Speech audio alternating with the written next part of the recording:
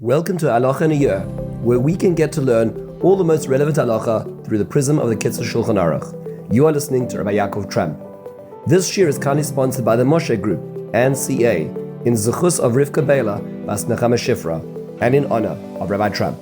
Today we return to the second part of self-care, care for oneself in Siman Lamed Beis, the 32nd chapter in the Kitzur Shulchan Aruch. Remembering now that halacha tells us and that taking care of one's health is a significant part of a mitzvah of being able to perform Torah and mitzvahs. Living a life which is worthy of creating meaning requires taking care of the vehicle, which is our body. We looked at some of the aspects yesterday, and now we're going to look at some of the more in-depth aspects in the second half. Now, again, remembering that the ideas that are being talked about over here obviously require consulting with one's physician, and there are specific and unique circumstances. This is the halacha as relates to the scientific medical knowledge at the Kitzur's time, and obviously there's been developments, although much of what he says remains very much constant. Let's take a look. We're going to look at concepts 5 to 13, so a significant amount of concepts.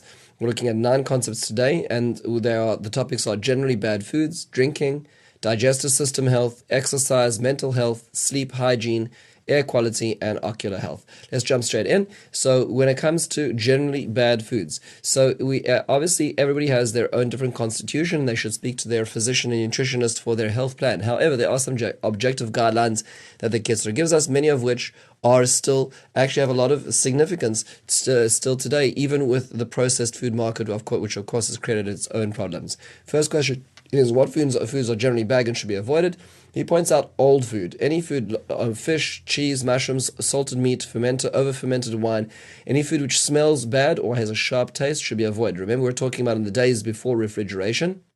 So you have food, and it's just on the edge of going bad. Don't eat it, says the Kitzur. It will lead to disease. And this is something which still, today, even though we have refrigeration and we have preservatives, but nonetheless, this is something which does happen from time to time. One has to be careful about this type of food as well.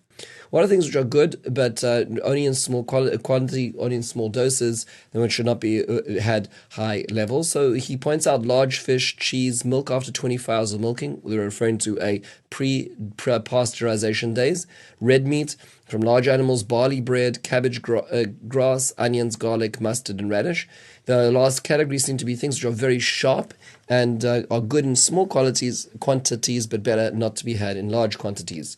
What's the next level that he brings? So he talks about goose, duck, pigeons, dates, bread kneaded in oil, bread made from refined flour. These can be eaten again in smaller amounts, but should not be a consistent daily dosage. Of course, there's a lot of chachma in this as well. What about fruit? Interestingly enough, he says one should not overconsume fruit. One wants to put that into chemical terms. They are also high in natural sugar as well. He points out that unripe fruits should never be eaten, and he says that carobs in general are not considered so healthy.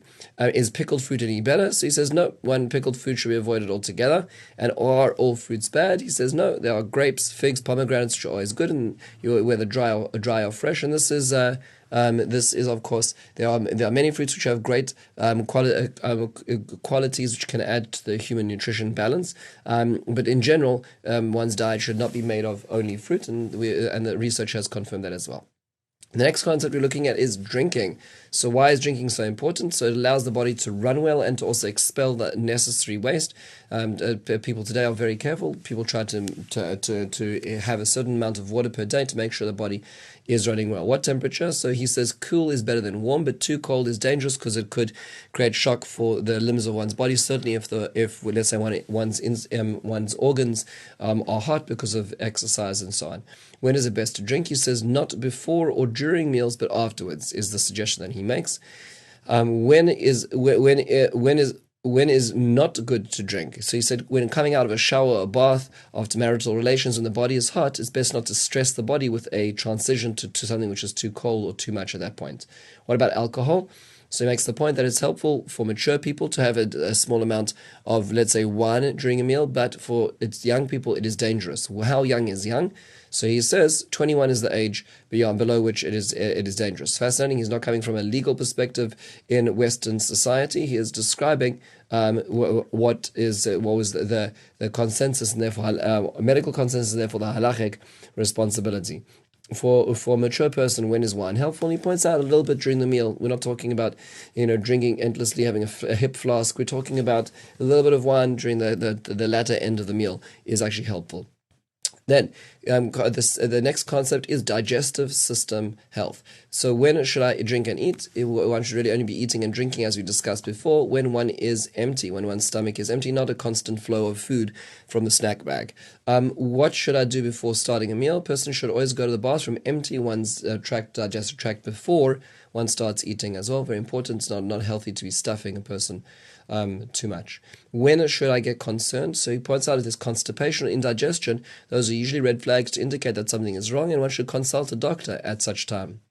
We move now on to the next realm, which is called exercise. Okay, so this is our next concept. So just a few basic things. How much? He says one should be doing exercise, but not too much. One should not overexert the body, but underexertion is a danger as well, because too much menucha brings to a level of inertia, which creates many problems in the body as well. How much does it depend on the person? So the Kitzur points out, the more weight, the more exercise needed. In terms today, just to appreciate this, so the World Health News points out that regular physical activity provides significant physical and mental health benefits. In adults, physical activity contributes to prevention and management of non-communicable diseases like cardiovascular diseases, cancer, diabetes, reduces symptoms of depression, anxiety, enhances brain health, and can improve overall well-being. In children and adolescents, physical activity promotes bone health, encourages healthy growth and development of muscle, and improves motor and cognitive development. 31% of adults and 80% of adolescents do not meet the recommended levels of physical activity. The global target to set to reduce levels of physical inactivity in adults and adolescents is 10% relative reduction by 2025 and 50% by 2030 by the 2010 guideline. And the global estimate of the cost of physical inactivity to the public health system in the 2020s is an estimated $300 billion loss because of the amount of health-related issues because of inactivity. So just to get a sense of this, the importance of this, and it's recommended between 3 to 4 times a week of elevated heart rate activities for at least half an hour, 3 to 4 times a week. That's what the Kitzur is just with a little bit of the common terminology with what the Kitzur is suggesting. Now, next concept is mental health. How does mental well-being impact physical well-being? So a person needs to understand, he explains, mental and emotional health in order to be able to succeed, because happiness, worry, anger, fear, these all affect a person as well. And too much worry, we won't live well. Too much indulgence, we'll run out of things that were not needed, which will impact our physical well-being. Is there an upper limit on being happy? He says yes. Too much happy leads to levity. And also, too much excitement can be dangerous for people when it comes to sharp changes.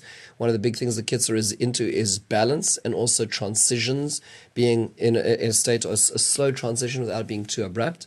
He points out how does worry hurt a person. So he says, we know today that it releases cortisol, which creates stress, and that stress impacts the stress of heart because the body's preparing to, in a high alert system, to be able to send the blood and the oxygen to the necessary limbs that in order to affect fight or flight. But in the end of the day, that's not a healthy way to live all the time in that state of worry. How does anger hurt a person? Anger brings up the person's blood pressure and therefore can, God forbid, lead to fevers, can lead to cardiac events and disease as well. How does fear hurt a person? So it takes away blood from the certain organs and brings it to the extreme for flight, and therefore can lead to death in extreme circumstances as well. How should this all affect me? So a person should be working on understanding themselves and seeking the help they need in a mental health way to be able to look after their physical well-being as well. We move on to the next concept, the concept of sleep. So the Kitzur points out, again, balance is needed. Too much sleep is not good. Too little sleep is damaging as well. What should one be careful of in order to facilitate that? Diet can impact sleep. So if one's eating the wrong things or eating too close to sleep, one will not sleep well, and that will detract from one's health as well. Is there too much sleep? He says yes. It's hard to imagine sometimes for busy adults, but if a person sleeps too much, it affects them. They don't feel better, they don't feel rested after too much sleep as well.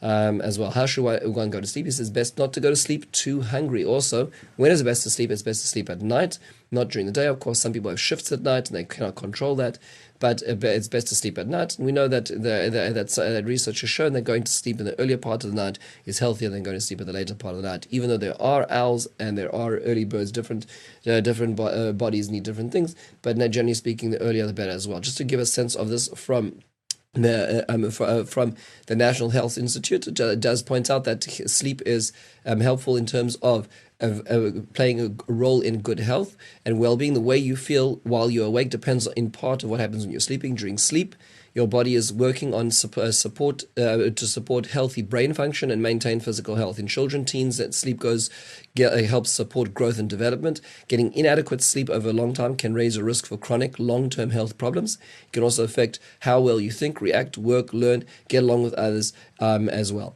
And just to put that into statistics for just for a second, there's terrifying amounts of statistics of the effects of longevity being affected by a lack of sleep. And we're talking about years being taken off people's life as well. And it's not something which can just be made up as well. It affects driving, which obviously leads to loss of life, besides for just the longevity aspect of it as well. Terrifying consequences.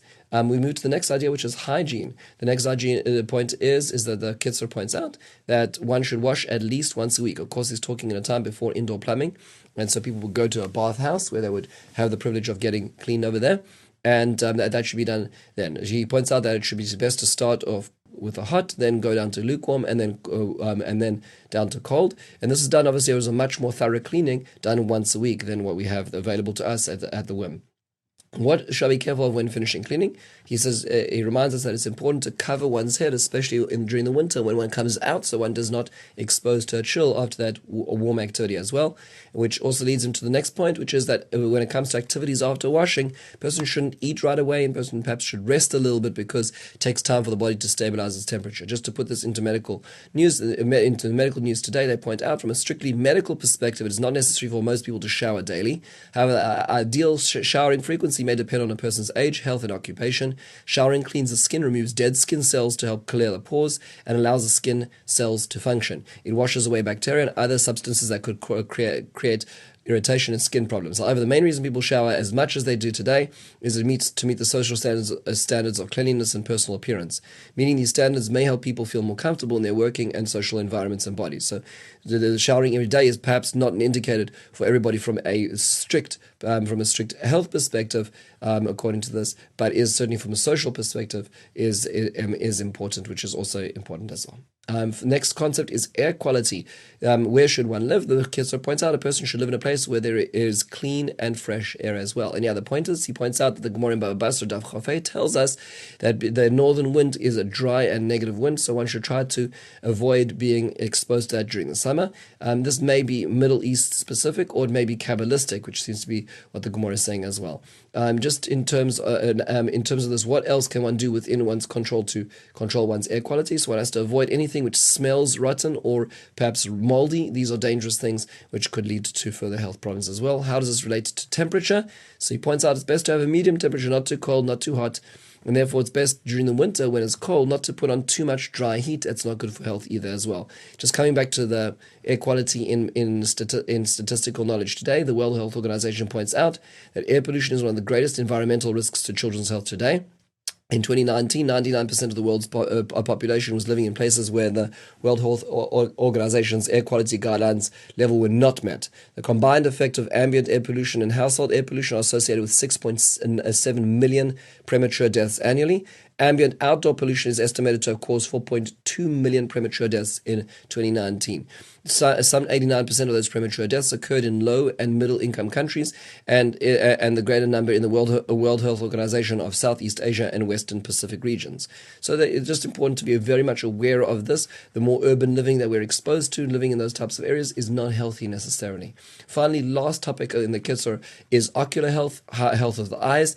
And he says, what should I be careful when it comes to the health of my eyes? He points out fast transitions is bad. From if one's in a very dark environment and one opens the door, or vice versa, one's in a very light environment and goes into immediate dark, it's not good for the adjustment of the eyes to have such stark transitions. How do we see this in nature?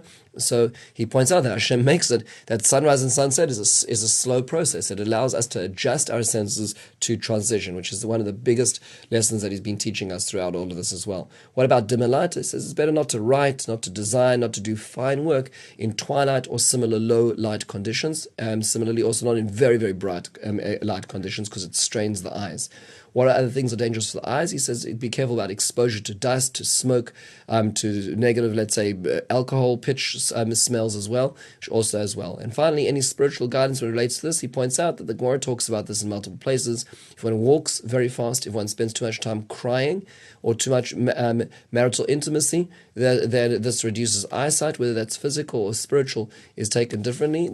It could mean referring to one's spiritual sensitivity and sight, that if one is too involved in this world, and then one loses one's spiritual sensitivity to the more subtle aspects, the ethereal, the spiritual aspects of life as well. And he closes with the words of the Rambam, Mi'etzvas Hashem bara mira'as einayim. The commandments of Hashem are clear and they illuminate the eyes, quoting the Rambam. With this we conclude a very fascinating but a very understudied aspect of halacha, which is one's health. Have a wonderful and